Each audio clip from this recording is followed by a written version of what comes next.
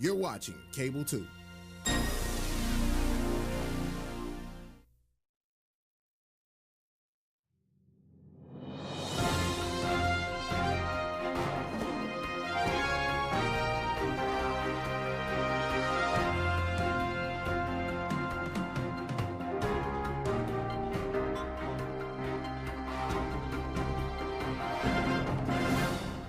Good evening. I'm Leah Crowley, Chair of Buildings and Grounds. We're going to call this meeting to order. And just as a reminder, the members on this committee are Dana Caudill-Jones, Lida Calvert-Hayes, Marilyn Parker, Alex Bohannon, and myself. And we do have a quorum. We just have one missing. And it is pouring rain, so drive safely out there. We have one discussion item. It's about a Greenway Trail request that's at Carver High School. Mr. Walker? Good evening, Madam Chair and Buildings and Grounds Committee. This item is, I think you received some emails about this. This is a Greenway Trail the city of Winston-Salem would like to build, adjoins our Carver High School property.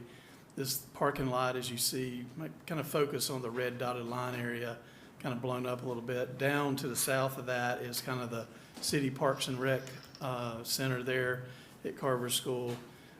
We did have staff analyze this request to make sure there was no parking code issues that could come up in the future if we were to do an addition or renovation to the project. It will not create a long-term issue for us, so staff is recommending that we approve the use of these spaces for the Greenway Trail. It's about, what, 20-some parking spaces? I think it's 25 spaces, I think it is. So it's part of that lot, not the, oh, just where Just the that yellow yellow line. Yeah, just where those Okay, yellow just where lines the yellow are, line. it's just along the edge there. So there's a little park right here to the bottom. You see Helen Nichols Park. Okay. That Greenway Trail will tie into that little park area there. Okay, and Daryl, we hear from a lot of parents at different high schools about a lack of parking at the school. Is that an issue at Carver or at Currently, it is not. This Okay. lot gets used some for Friday night football games, but typically it's empty during the school day. Okay, and for Friday night football games, people probably would not be using the Greenway, so they could use those parking spots. That is true. Okay, And I did talk to the principal and assistant principal today, and they are in agreement with the decision as well. good. Thank you for taking the time to check with them to Yes, make ma'am. sure that they're included in this process. Okay. Is there any other, yes, Ms. Bonsinger? Just a comment that I think anything that brings us into more green spaces that go into schools and connect our schools and communities is only a positive thing. And I'm excited to have our students have more access to green spaces. Okay, great. All right, we have a couple, is there any more discussion or any more questions for Mr. Walker? All right, we're going to move into our action items. The first is to consider approval of the Greenway request at Carver High School. Is there a motion to approve? Second. Thank you. Is there any discussion? All those in favor? Anybody opposed? The motion carries. The second action item is consider approval of offer for sale of the Rural Hall property off of Long Shadow Street. Is there a motion to approve? Move approval. Second. Thank you. And is there any discussion?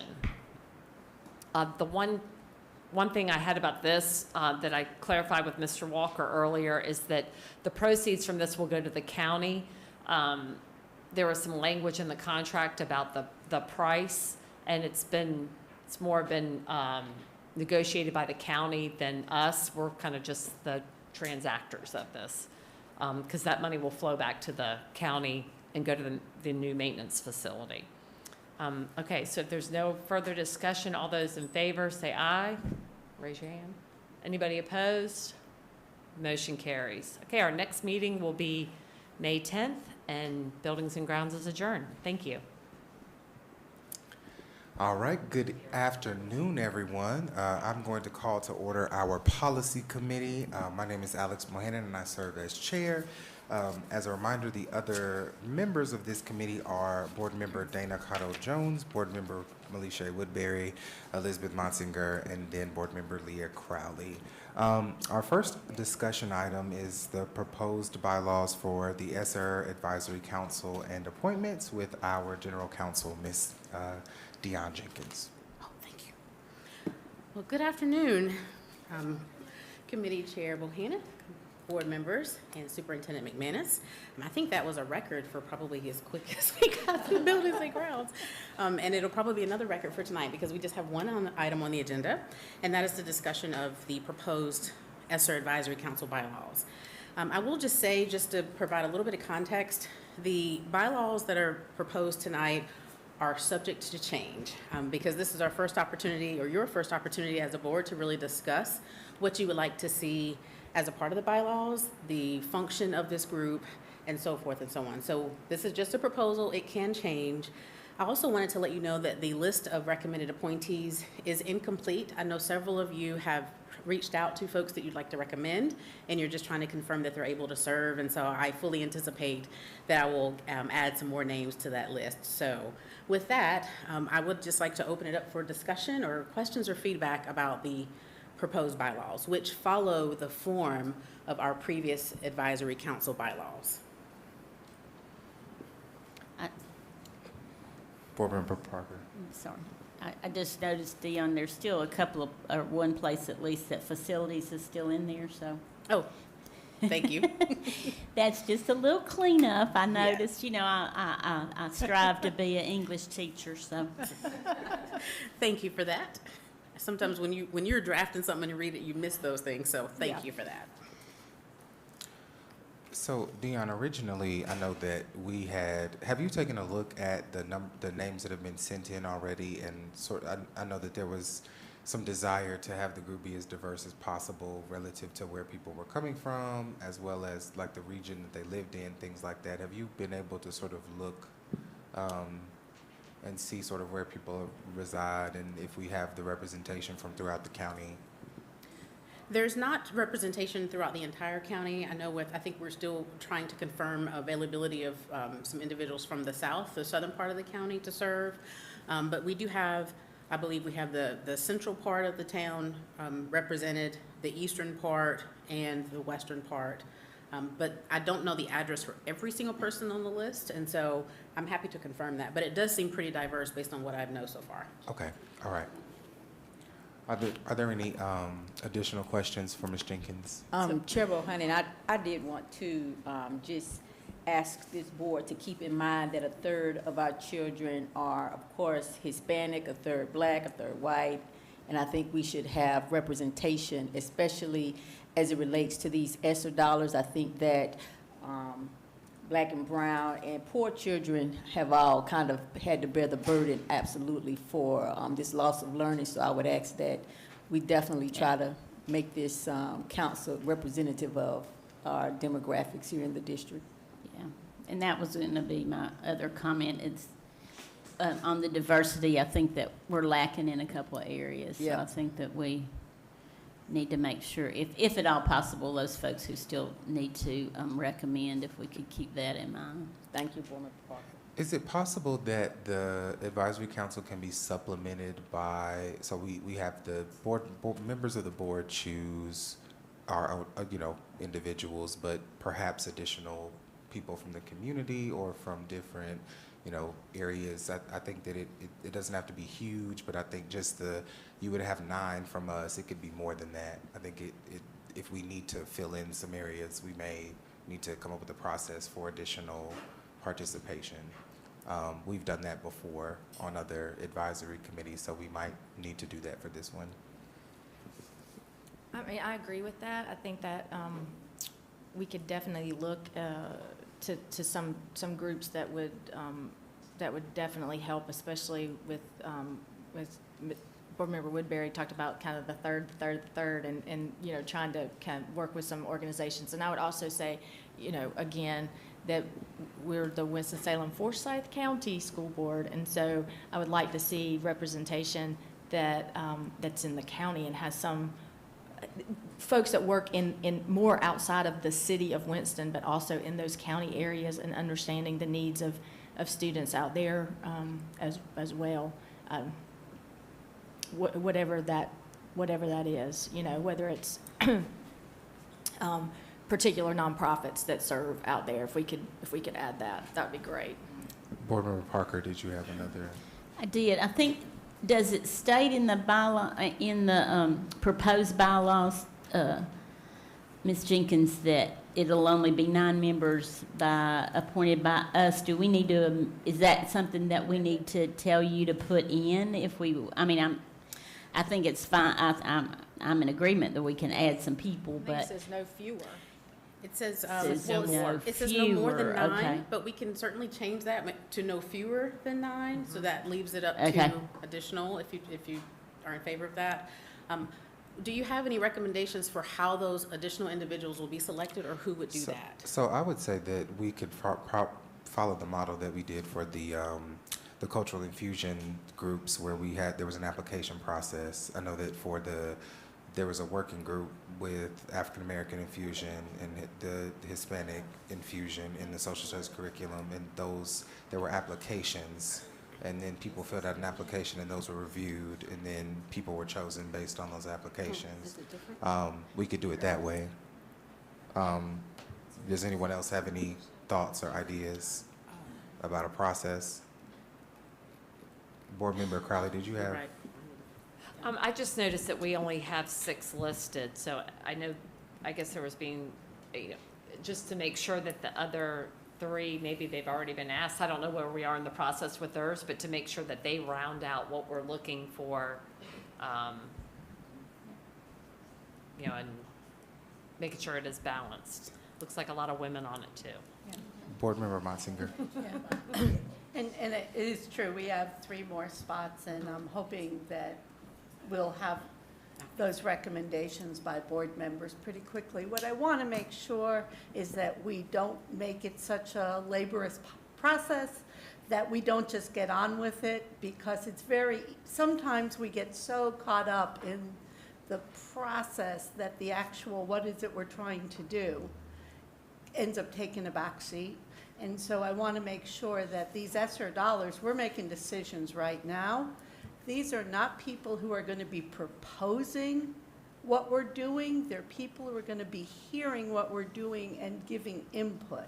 But this is not going to be, an advisory council can give some advice, but they're not policymakers, they're not financial decision makers, and it's more trying to make sure that the community is aware of the decisions the district are making versus actually making the decisions themselves. And would that be a correct? Yes, ma'am. That's correct. So I want to make sure that we don't get so bogged down in how we pick who's on this. We do have 3 more spots. I think it's, if there are some recommendations that board members have about additional members, I think that's good. I have seen I've seen committees where it gets up to 20, 30 people, and then it's useless. And then it's just show and tell from the district. And if we want to have meaningful conversation, we're going to have to make sure it's not too big a group. So what I could do, if this is something that you're interested in, once I get those additional names, I can send those all to the board ahead of time, along with the address and the region where they live, so that you can determine if you think that's diverse enough, or if not, then you can recommend some additional names. How does that sound? Sounds good. So maybe cap it at 12? Okay. Okay. Does 12 sound like a good number? Okay. Dion, can I make one comment?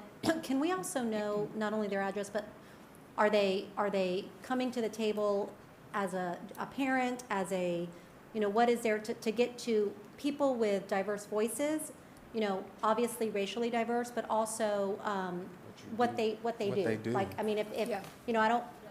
I have access to lots of same groups of people. Let's have diverse people coming to the table, even in what they do. Like if there's someone that's representing the faith community, great. If there's someone representing parents if there's some, I mean, if they're all parents and representing something else, great, but you know what I'm saying? Just Yeah. to get to Alex's point. Sure, I will put that on there as well. I do know there's been one teacher's name that's been proposed, so. Any, So should we let you know what aspect of the community that are people that we have proposed? Some of that was with some of your recommendations, but if I don't know that for theirs, I'll just reach out to you individually. Okay. Some of that was included with the nominations from some of you. But I'll reach out to you, I promise. so then Dion, before I move on, so would your desire be to still pass this with these sort of shifts and changes as it's written? So the vote tonight would just be to move it further on to the full board agenda next meeting, with the understanding that I've got some things to do beforehand to clean it up and to give you all a complete list prior to then. Okay. And should we also at that meeting be prepared to pick the additional board member? If you feel like that's necessary, yes. Right. But once I send you out the list and the information about what industry they represent and what part of the county, if you feel like that's, I'm just looking directly at what it says, the council membership, and it has a chair of finance and one additional yes, board member. yes, I'm So sorry. what I'm trying to do is make sure that we streamline the process so we don't go to the full board meeting, approve, and then have to go back to policy committee to pick a board member. So I'm wanting to make sure that in this action that we approve, that we will pick that board member at the next meeting. Is that something you all would like to discuss now, Or we could do that right now. to see if there's any agreement as to who that person should be? Oh, I propose Alex Bohannon for it, since he's chair of policy. Oh, okay. And he's a man. We need some more men on that committee. Okay, that's fine. So, Do we need to do we need to amend the motion to include that? Do we Or- need to well, set, when whoever makes a do we need to second motion, Ms. Yes. Crowley? I think Ms. Yes. Leah made the motion, right? Yes. I'll So- second. Okay. Okay. Well, when we get Oh, to, I when we can't get do to the that. I'm action not on item, policy, we can sorry. just do that. Wait, are like we 2 allowed minutes. to make it part of the motion? We're Yes. moving on. We're moving on. Okay. So, is there any other, oh, sorry. Yeah, okay. Moving on to the action item. So it's consider approval of the proposed ESSER Advisory Council bylaws and appointments. Is there a motion? So moved. And I second with the caveat that Alex Bohannon will be the selected board member. All right, it's been motioned and properly seconded. All those, is there any question or discussion? All those in favor? All right, that's unanimous. Oh. That passes. Our next meeting is May 10th, and that's it. Thank you. Okay, thanks. I would like to call the meeting to order. May I have a motion to go into closed session to discuss a personnel matter? So moved. Second? Okay, all in favor? Okay, thank you.